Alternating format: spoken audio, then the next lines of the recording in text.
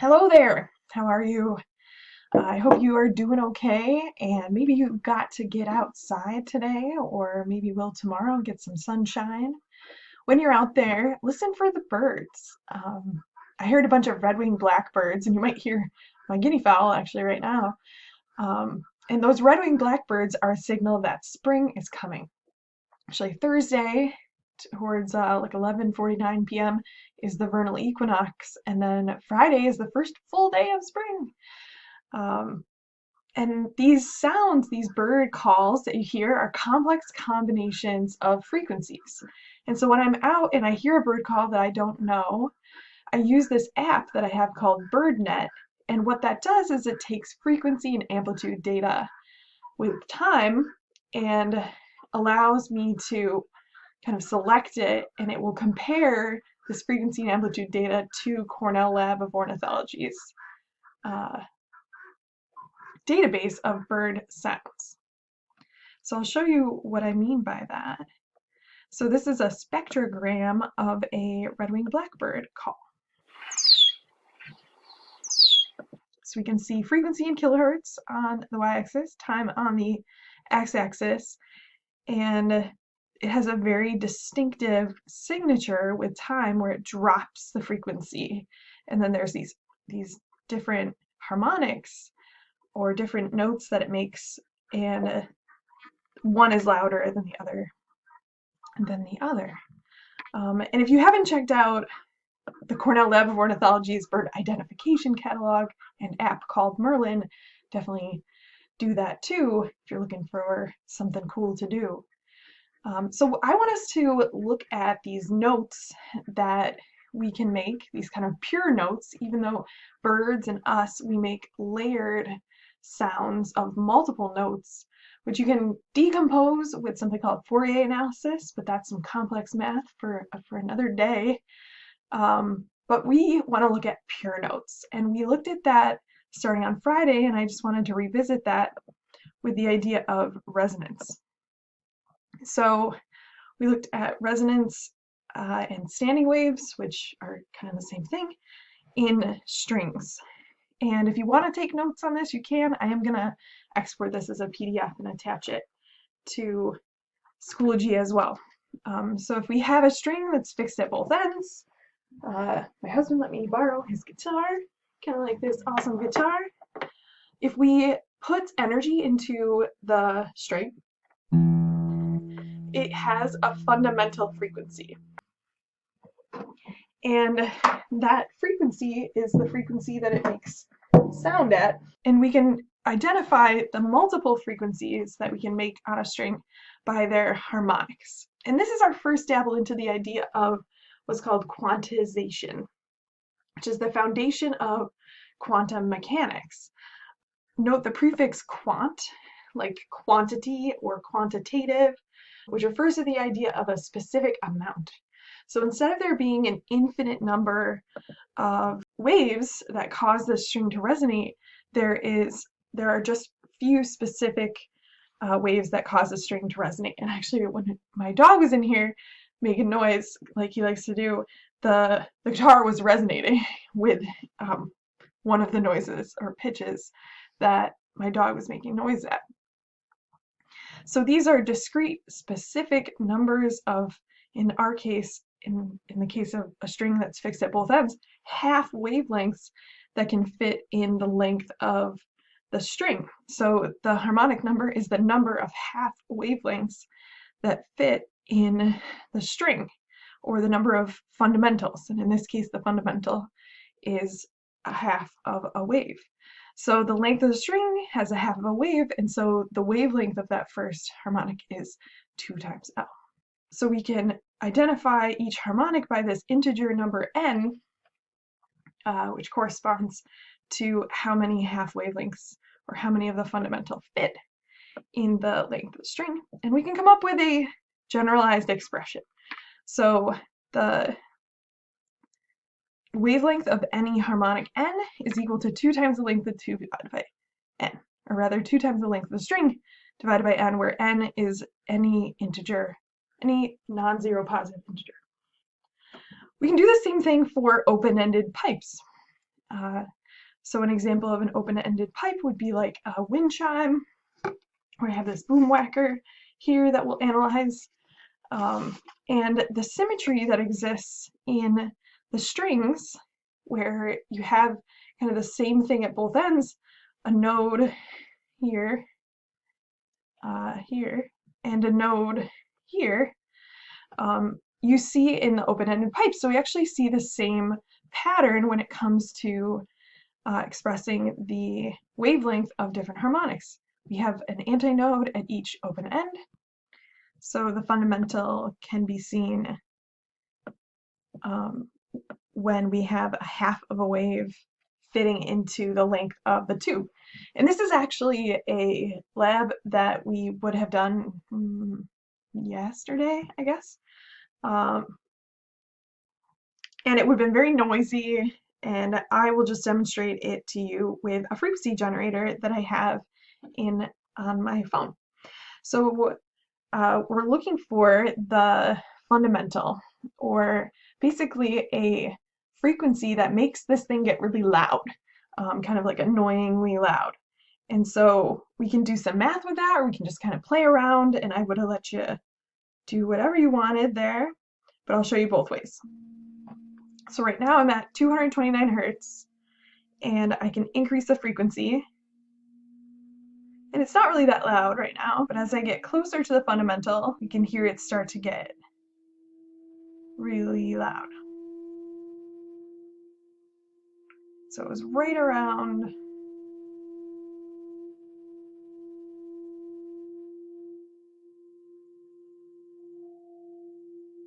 345, something like that. That seemed to be the most annoying or loud noise. So I'm guessing that that is the fundamental frequency. So we can do the math on that, right? So I can measure the length of my tube. I have my handy dandy at-home meter stick here. So the length of the tube is about 46.5 centimeters. So the wavelength of the fundamental harmonic is 2 times 46.5 centimeters. And so the frequency of the fundamental harmonic should be the speed of sound in this room, which if it's room temperature-ish is 343. So the frequency is V over lambda, and we're finding the first one. So 343 meters per second, that's a little chilly, and 2 times the length of the tube, which is 0.465 meters. And so when I do that math, I get 363 hertz. And when I just made that sound, we found the harmonic at about 345 hertz. So there's a little measurement error there, potentially. So what's cool about this is the second harmonic is just double the first harmonic, or is 2 times the first. The third is 3 times the first, the frequency of it, and the fourth is 4 times the first. So I can predict the second harmonic by multiplying either the frequency I calculated or the frequency I found by 2. So if I multiply the frequency I found by 2, which is 345, I get 690. So let's look for that second most annoying sound around 690 hertz.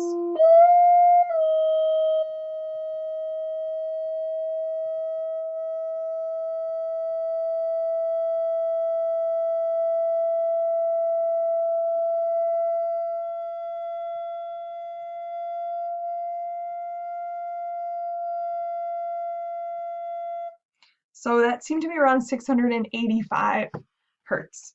So those are some examples of different harmonics in tubes that are open at both ends. We've got this really nice symmetry happening here. And so we have the same expressions for wavelength and frequency that we did with the similar symmetry in strings. And we have harmonics that are nice, positive non-zero integers. Now, pipes that are open at one end but closed at the other end have a very different symmetry. They don't have symmetry, really. They have a node at one end and an antinode at the other, so the geometry is pretty different. I have this bottle here. So this would be an example of pipe that's closed at one end, open at another end. Similar to your classic singing wine glass, and I have just an example of a guy playing Hallelujah.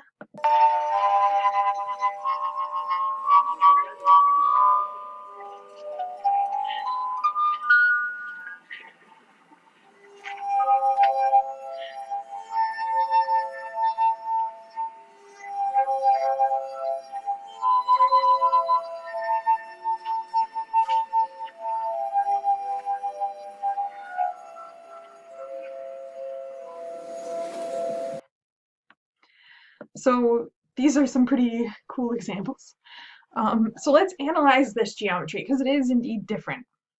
So what we have here is a quarter wavelength fitting into our tube, and so the wavelength of the fundamental is 4 times the length of the tube if we call this one the fundamental.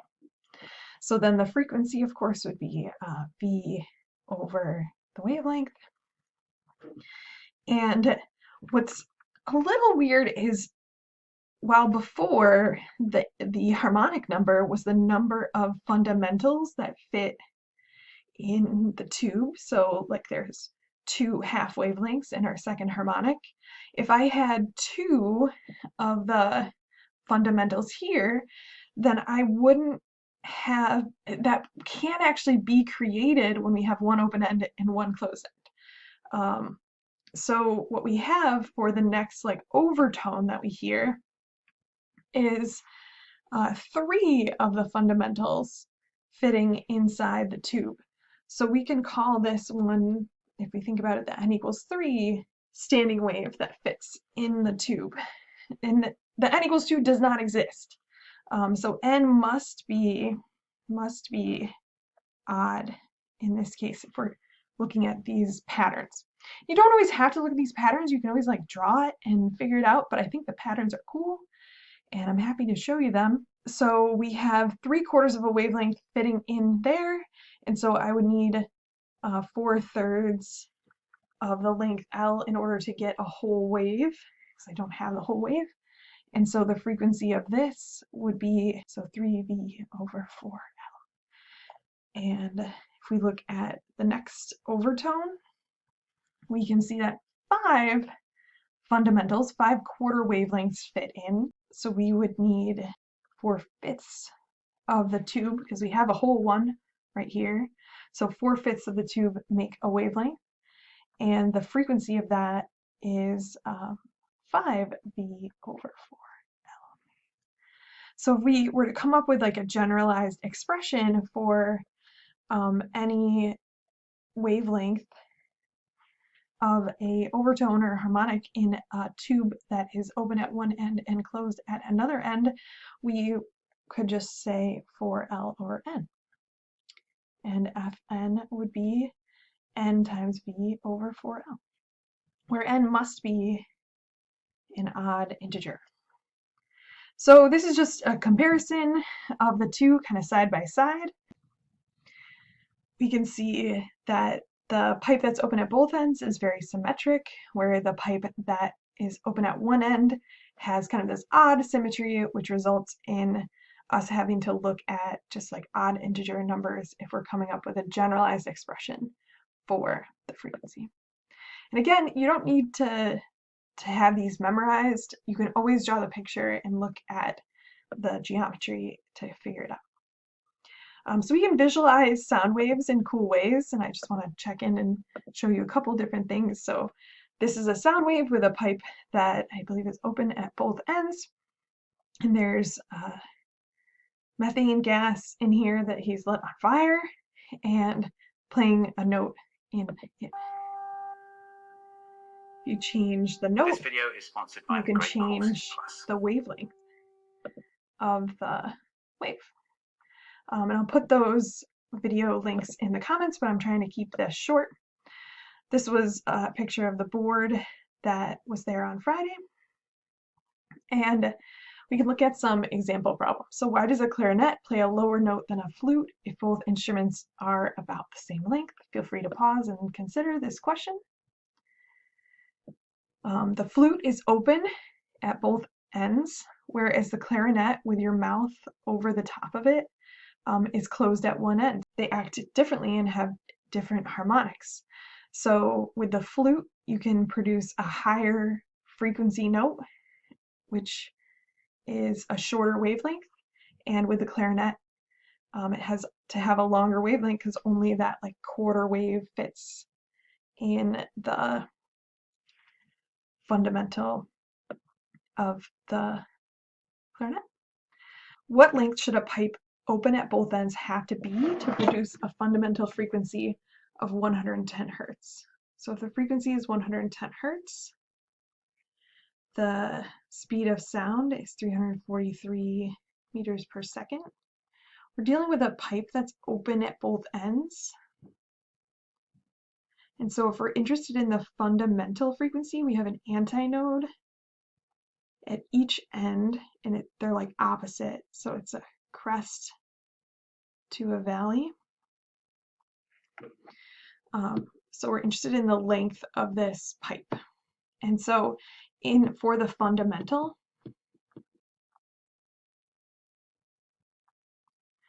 the wavelength is equal to 2 times the length.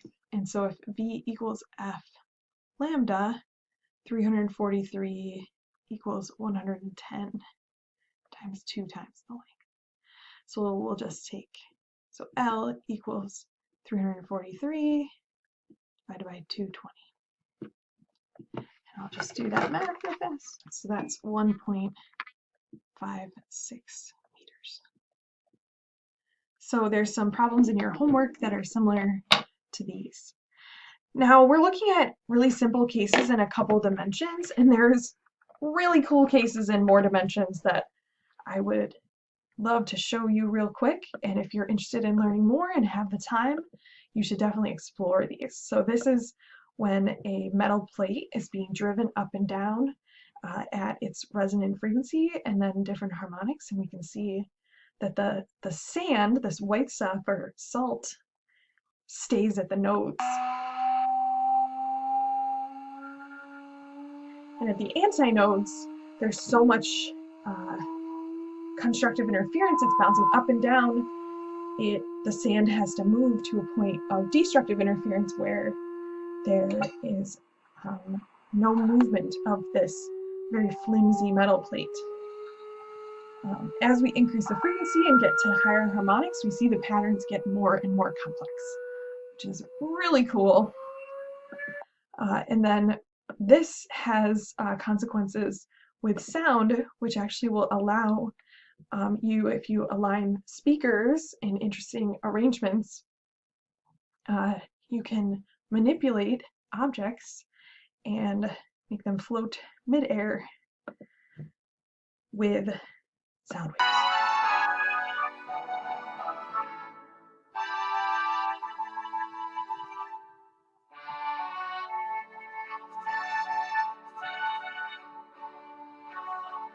Notice this is styrofoam. It's not like we're levitating a person here. They do some other larger objects, like a little LED, little piece of wood, little, I don't know what that is, little matchstick, screw, a nut. So these are hanging out in those nodes. So I hope this was helpful. I'll see you in office hours if you have questions on your homework or anything we talked about here. See the links below for the cool videos I featured and Schoology for a PDF of the notes. Have a good day.